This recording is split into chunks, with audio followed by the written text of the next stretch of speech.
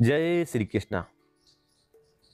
कान्हा जी आपके सभी दुख दूर करे, आप सभी को सदा प्रसन्न रखे। रसपान कीजिए आज की कथा का। उम्मीद है इससे पहले का अध्याय भी आपने जरूर सुना होगा। दोस्तों, वीडियो में आगे बढ़ने से पहले आपसे निवेदन है, वीडियो को एक लाइक कर दीजिए।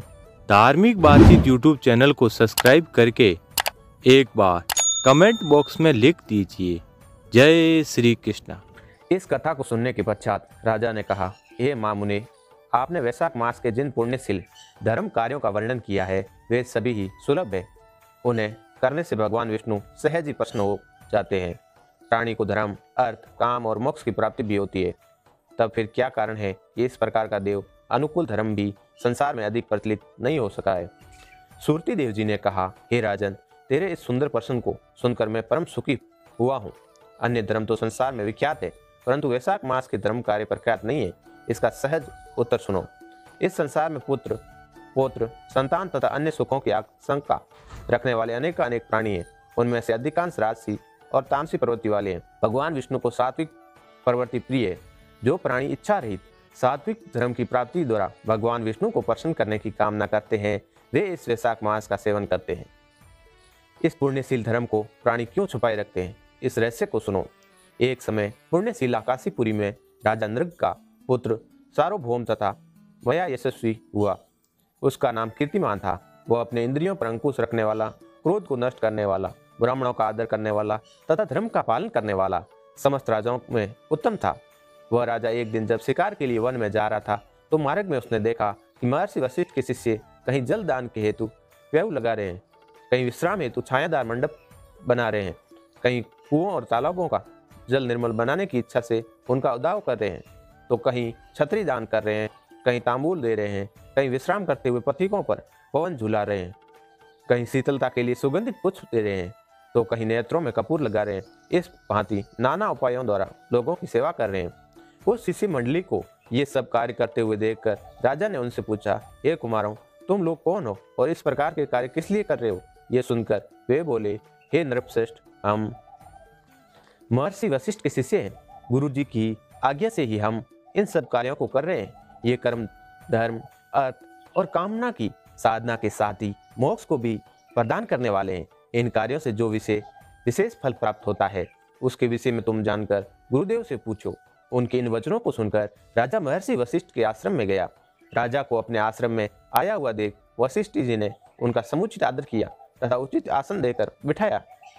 तब राजा ने वशिष्ठ जी को प्रणाम करके अत्यंत विनय पूर्वक कहा, हे माँ मुने, मैंने मार्ग में आपके शिष्यों को उत्तम कार्यों में लगा देख उन शुभ कार्यों को देखने से मन में प्रसन्नता होती है।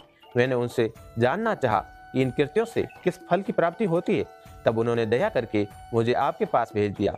अब आप कृपा करके ये बताएं कि इन कर्मों के द्वारा प्राणी को किस फल की प्राप्ति होती है। इस समय मैं इन श्रेष्ठ कार्यों के उत्तम रहस्य को जानने की इच्छा से ही यहाँ आया हूँ। ये सुन प्रसन्न होकर महर्षि वशिष्ठ ने कहा, हे राजन, मैं तुम्हारी धर्म में रुचि जानकर बहुत ही प्रसन्न हूँ। तुम इस गुप्त रहस्य को अवश्य सुनो। वैशाख मास परम पुनीत मास है। इसका सेवन करने से भगवान विष्णु बहुत प्रसन्न होते हैं। जो प्राणी धर्म में प्रीति रखते हो उन्हें इस धर्मशील मास का सेवन अवश्य ही करना चाहिए। वैशाख मास का सेवन करने वाले प्राणी को प्रातः ब्रह्म मुहूर्त में शय्या त्याग देनी चाहिए तथा स्नान करके शरीर को शुद्ध करना चाहिए। फिर प्रसन्नचित्त होकर भगवान विष्णु की प्रसन्नता हेतु उनका विधिवत पूजन करना चाहिए। प्राणी को अपनी सामर्थ्य के अनुसार दान करना चाहिए तथा ब्राह्मणों की सेवा भी करनी चाहिए। ऐसा करने से भगवान श्री हरि, जो चराचर जगत के स्वामी हैं, अति प्रसन्न होते हैं। इसलिए हे राजन, तुम इस वैशाख मास का पालन उत्तम रीति से करो और अपनी प्रजा की भलाई के लिए उससे भी ऐसा करने को कहो। जो प्रजाजन इस परम पुनीत वैशाख मास का सेवन न करें उसे दंड भी दे सकते हो। मुनि के इन वचनों को सुनकर तथा धर्म के उस श्रेष्ठ मर्म को जानकर राजा मन अत्यंत प्रसन्न होकर अपने घर को लौट आया। फिर उससे भगवान केशव के चरण हृदय में धारण किए और प्रभु से प्रीति करता हुआ अपने राज्य का पालन करने लगा। जब वैशाख मास आने को हुआ तो राजा ने अपने संपूर्ण राज्य में ये ढिंडोरा पिटवा दिया कि 8 वर्षों से 80 वर्ष तक का कोई भी पुरुष, स्त्री अथवा बालक यदि रोगी नहीं है, वह यदि मेष की संक्रांति में सूर्योदय से पहले स्नान करके वैशाख मास के उत्तम धर्म का पालन नहीं करेगा तो उसे चोर को दी जाने वाली यातना भी दी जाएगी एवं राज्य से बाहर निकाल दिया जाएगा। उसने धर्म का उपदेश करने के लिए प्रत्येक गांव में एक ब्राह्मण भेजा तथा धर्म का पालन न करने वालों को सजा देने के लिए 10-10 सैनिक भी नियुक्त किए। इस प्रकार उस राजा के संपूर्ण राज्य में धर्म का पूरी तरह विस्तार होने लगा। बाहरी राज्यों के लोग भी धर्म पालन करने की इच्छा से उसके राज्य में आकर बसने लगे। लोगों को ये विश्वास हो गया कि इस पुण्यशील राज्य में मरने वालों को निश्चित ही मोक्ष की प्राप्ति होगी। इस प्रकार राजा के धर्म में रत होने के कारण धर्म का चारों ओर बोलबाला हो गया। वहां की प्रजा धर्म कार्य करती हुई मोक्ष प्राप्त करने लगी। तब चित्रगुप्त भी हैरान रह गए, क्योंकि नरक खाली रहने लगा था। तब एक दिन नारद जी धर्मराज के पास जाकर कहने लगे, हे धर्म, मुझे बड़ा आश्चर्य है कि इस बार तुम्हारे यहाँ बड़ी शांति है। नरक से हाहाकार का शब्द आता हुआ सुनाई नहीं पड़ रहा है। कुकर्मी जन तुम्हारे राज्य में आते जाते क्यों नहीं दिख पड़ते? तब धर्मराज ने कहा, हे नारद जी, आजकल पृथ्वी पर राजा कीर्तिमान ने धर्म का आश्रय ग्रहण किया है। उसने भगवान केशव के चरणों में प्रीति लगा रखी है।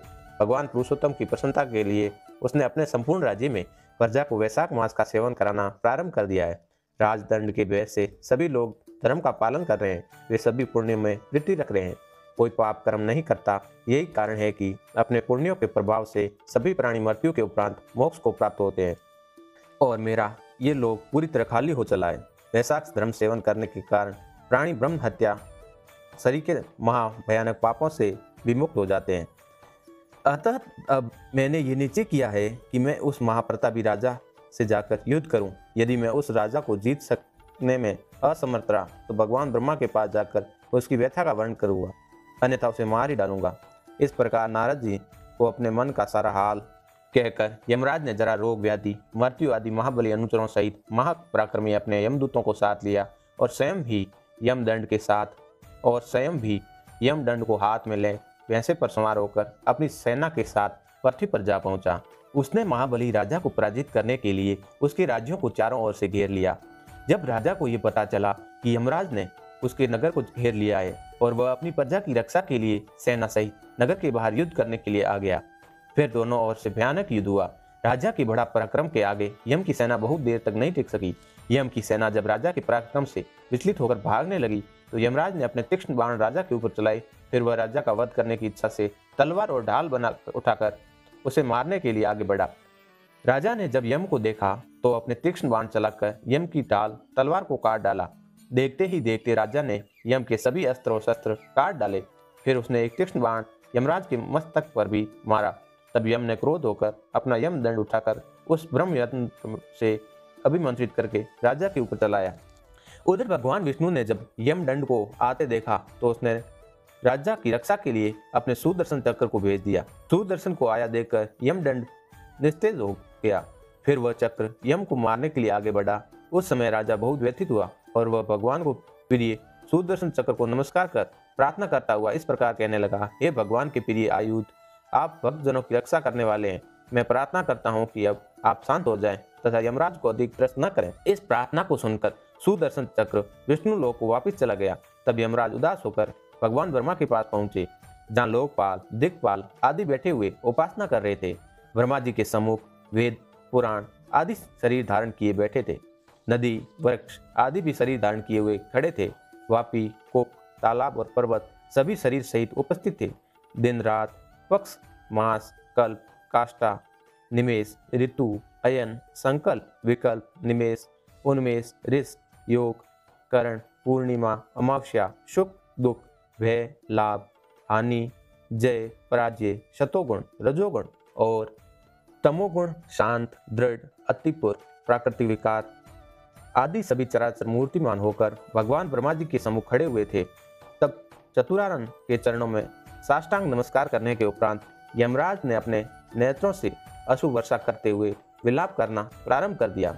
यमराज की उस दशा को देखकर ब्रह्मा जी की रक्षा में उपस्थित सभी लोग महान आश्चर्य रहने लगे। सबने मन ही मन विचारा कि वह यम जिसे पल भर का भी अवकाश नहीं मिलता, आज इस प्रकार से दीन होकर क्यों खड़ा है। यम के वस्त्र फटे थे, शरीर का क्रांति नष्ट हो चुकी थी और चित्रगुप्त उसके पीछे उदास खड़ा हुआ था। फिर यम ने बड़ी कठिनता से कहना शुरू किया, हे कमलासन, हे प्रभु, अब आप मेरे पद की मर्यादा लोप हुई जाने मेरी बहुत ही दुर्गति हुई है। मेरे वस्त्रादि छीन जा चुके हैं। आपके रहते हुए मैं महान दुर्गति को प्राप्त हुआ हूँ। यमराज की बातों को सुनकर सभी सभासद विहल हो गए। तब पवन ने भगवान ब्रह्मा के मन का आश्रय जानकर यम को उठाकर अच्छे आसन पर बिठाया और कहा, हे यम, तुम्हारी यह गति किसने की है? तुम सबके पिता कुशकेतु के सम्मुख अपने मन का सारा हाल करो, तुम्हारे कलेश निश्चय ही दूर होगा। तब पवन की बात को मानकर यम केशकेतु के सम्मुख गया और बड़े ही विनीत स्वर में अपनी बात बीती हुई बताई, सभी घटनाओं को सत्य सत्य बताने लगा। तो दोस्तों, ये था आज का अध्याय। इससे आगे का भाग आप अगले अध्याय में जानेंगे। तो दोस्तों, आज का अध्याय आपको कैसा लगा हमें कमेंट बॉक्स में कमेंट करके ज़रूर बताना। अगर आपको आज का वीडियो पसंद आया तो वीडियो को एक लाइक कर दीजिए। धार्मिक बातचीत यूट्यूब चैनल को सब्सक्राइब करके एक बार कमेंट बॉक्स में लिख दीजिए, जय श्री कृष्ण।